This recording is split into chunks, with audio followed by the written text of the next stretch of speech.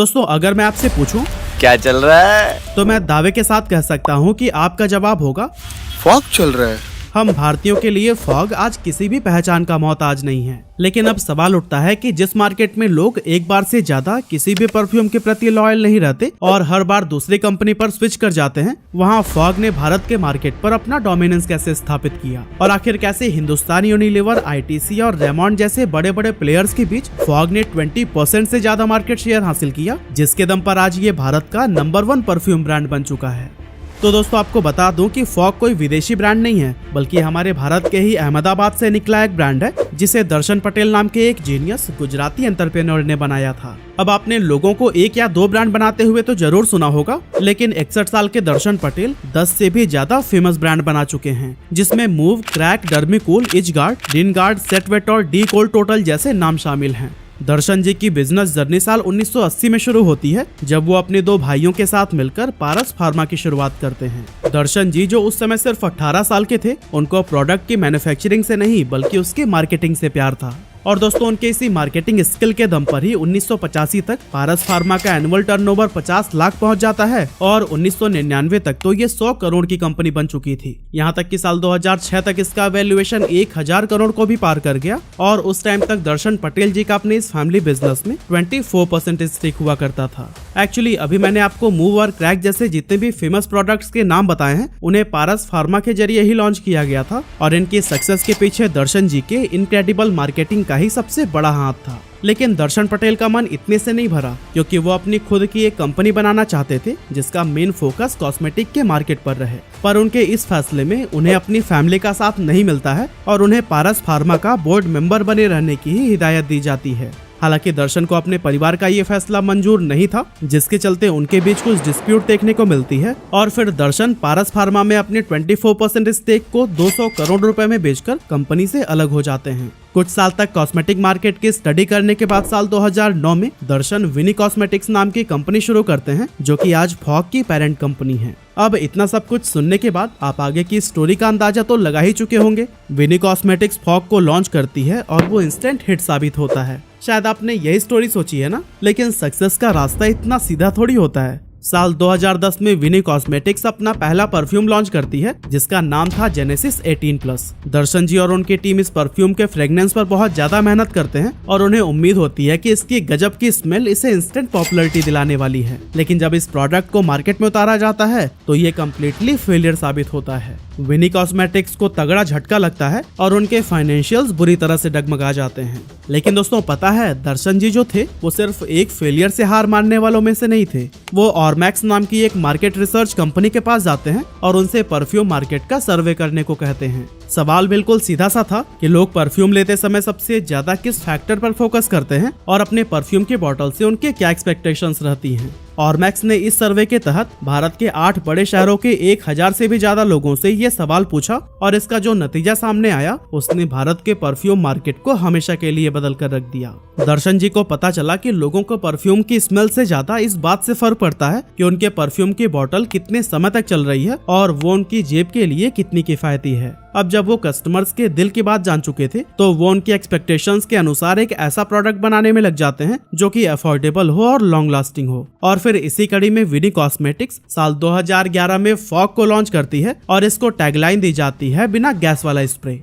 Actually Bharat के perfume market में उस समय बहुत बड़ी बड़ी कंपनीज हुआ करती थी, जिनके प्रोडक्ट्स भी बहुत अच्छे थे, जैसे कि हिंदुस्तान यूनिलीवर का एक्स परफ्यूम, रेमंड का पार्क एवेन्यू और ITC का इंगेज परफ्यूम। लेकिन फॉग के आते ही इसका जादू ऐसा चला कि पहले ही महीने में इसने 1.5 लाख बॉटल सेल की और ये जादुई आंकड़ा दूसरे महीने तक 2.6 लाख तक पहुंच गया। अब दोस्तों फॉग की सक्सेस स्टोरी में दर्शन पटेल जी की जबरदस्त मार्केटिंग कैंपेन की तारीफ खास तौर पर करनी चाहिए। साल 2015 में फॉग एक टीवी एड लॉन्च करती है, जिसकी टैगलाइन आज हर इंसान के दिलो दिमाग पर हावी हो चुकी है। जी हाँ, मैं बात कर रहा हूँ इस एड की। और जनाब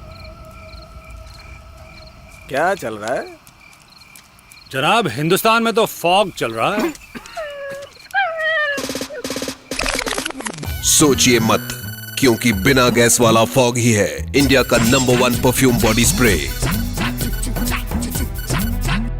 ये एड इतनी ज्यादा पॉपुलर हुई कि इसने क्या चल रहा है इस सवाल का मतलब ही बदल कर रख दिया। और अभी तक फॉग की सक्सेस का सबसे ज्यादा श्रेय भी इसी एड कैंपेन को ही दिया जाता है। लेकिन क्या आपको पता है कि इस एड का आइडिया कहां से आया था? अब दोस्तों इसके बारे में कोई बहुत सॉलिड जानकारी तो नहीं है, लेकिन ऐसा कहा जाता है कि जब दर्शन और विनी कॉस्मेटिक्स की टीम फॉग के बारे में मार्केट एनालिसिस करने जाते हैं और जब भी किसी दुकानदार से पूछते हैं कि मार्केट में आजकल क्या चल रहा है, मतलब कि कौन सा परफ्यूम चल रहा है, तो फिर उनके सामने एक ही जवाब मिलता है, फॉग चल रहा है। और दोस्तों बस इसी एक लाइन पर ही फोकस करके फॉग का एड कैंपेन बनाया गया। अब दोस्तों इस परफ्यूम ब्रांड का नाम कैसे पड़ा, इसके बारे में भी एक स्टोरी ये है कि दर्शन पटेल ज्यादातर सफेद कपड़े पहने हुए नजर आते हैं और इसके चलते उनके को-वर्कर्स उन्हें फॉग यानी कि कोहरा कहकर पुकारते थे और बस यहीं से इस ब्रांड को अपना नाम मिल गया। हालांकि दोस्तों इस कहानी में कितनी सच्चाई है इसके बारे में इंटरनेट पर कोई सॉलिड जानकारी अवेलेबल नहीं है। वैसे क्या आपको पता है कि फॉग एक वर्ड नहीं बल्कि एक एक्रोनिम है जिसका फुल फॉर्म होता है friends of good guys and girls.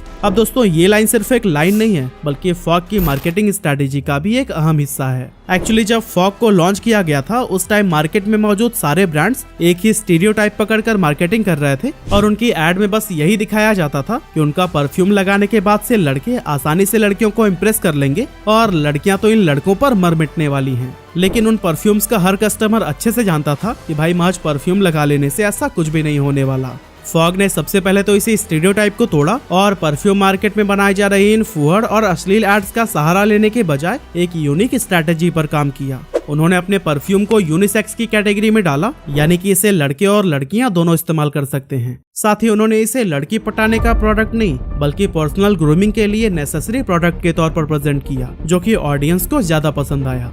Fog ने दावा किया कि उनकी एक परफ्यूम की बोतल 800 स्प्रेज तक चलती हैं, जो कि उस समय मिलने वाले दूसरे किसी भी परफ्यूम से काफी ज्यादा थी। साथ ही इसने अपना प्रोडक्ट अफोर्डेबल प्राइस पर रखा, जिससे कि आम आदमी भी अपनी जेब को ज्यादा तकलीफ दिए बिना ही इसे खरीद सकता था। अब दोस्तों अगर आपने फॉग की ये वाली एड देखी है तो आप फॉग की मार्केटिंग स्ट्रेटेजी को बहुत अच्छी तरह से समझ सकते हैं। यहाँ उन्होंने फॉग का कंपैरिजन दूसरे ब्रांड्स के साथ दिखाया है और मैसेज क्लियर कर दिया है कि फॉग उनसे कहीं ज्यादा समय तक चलता है। साथ ही इस एड में आपने नोटिस किया होगा कि फॉग को बिना गैस वाला स्प्रे कहा गया है, जो कि शुरुआत से ही इस ब्रांड की टैगलाइन रही है।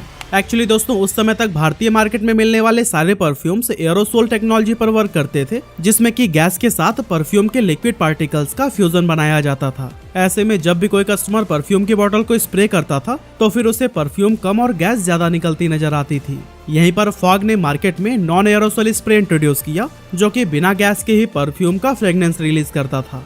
और दोस्तों इस यूनिक मैन्युफैक्चरिंग से फॉग ने न सिर्फ नंबर ऑफ स्प्रेस को इंक्रीज कर दिया, बल्कि साथ ही उन्होंने अपने परफ्यूम की ओवरऑल अफोर्डेबिलिटी को भी काफी हद तक बढ़ा दिया। और दोस्तों अगर आप फॉग की एड पर नजर डालेंगे तो इनके जरिए सिर्फ यूथ को टारगेट नहीं किया गया है, बल्कि इसमें आपको पेरेंट्स और ग्रैंड पेरेंट्स भी देखने को मिल जाएंगे। इस तरह से फॉग सभी एज ग्रुप को टारगेट करता है और अपना कस्टमर बेस बढ़ा लेता है। साथ ही आज इसने अपनी प्रोडक्ट रेंज में बेसिक से लेकर प्रीमियम परफ्यूम्स तक ऐड कर लिए हैं। लेकिन यहाँ समझने वाली बात ये भी है कि किसी भी ब्रांड के सक्सेसफुल होने में उसके डिस्ट्रीब्यूशन नेटवर्क का बहुत बड़ा हाथ होता है। परफ्यूम मार्केट की बात करें तो फॉग से ज्यादा मार्केटिंग एक्सपेंस कोई दूसरा ब्रांड नहीं करता। लेकिन अगर आप टीवी पर किसी प्रोडक्ट की एड देखते हैं और मार्केट में जाने पर वो आपको मिलता ही नहीं, तो फिर सारी मार्केटिंग पर पानी फिर जाती है। अब चूंकि दर्शन पटेल ये बात बहुत अच्छे से जानते थे, इसीलिए उन्होंने फॉग का डिस्ट्रीब्यूशन नेटवर्क स्ट्रॉन्ग करने में बहुत ज्यादा एफर्ट्स लगाए। उन्होंने अपने सालों का बिजनेस एक्सपीरियंस और कनेक्शंस को झोंक दिया और फॉग को देश के कोने कोने तक पहुंचाया। आज फॉग भारत की 5 लाख से भी ज्यादा दुकानों पर मिल जाएगा, जिनमें जनरल स्टोर से लेकर मेडिकल शॉप्स, डिपार्टमेंटल स्टोर और मॉल्स तक शामिल हैं। साथ ही फॉग ने अमेजन और फ्लिपकार्ट जैसे ऑनलाइन प्लेटफॉर्म्स पर भी स्ट्रॉन्ग प्रेजेंस बनाई हुई है।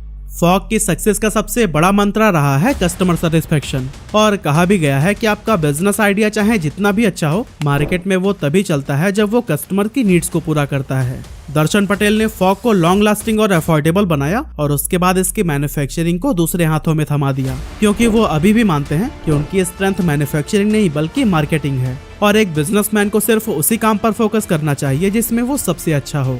आज की बात करें तो फॉग भारत का नंबर 1 परफ्यूम ब्रांड बन चुका है और इसका मार्केट शेयर 20% से भी ज्यादा है। फॉग हर महीने 20 लाख से भी ज्यादा बॉटल सेल करता है और इसने आज तक 1000 करोड़ रुपए से भी ज्यादा का रेवेन्यू जनरेट करके दिखाया है।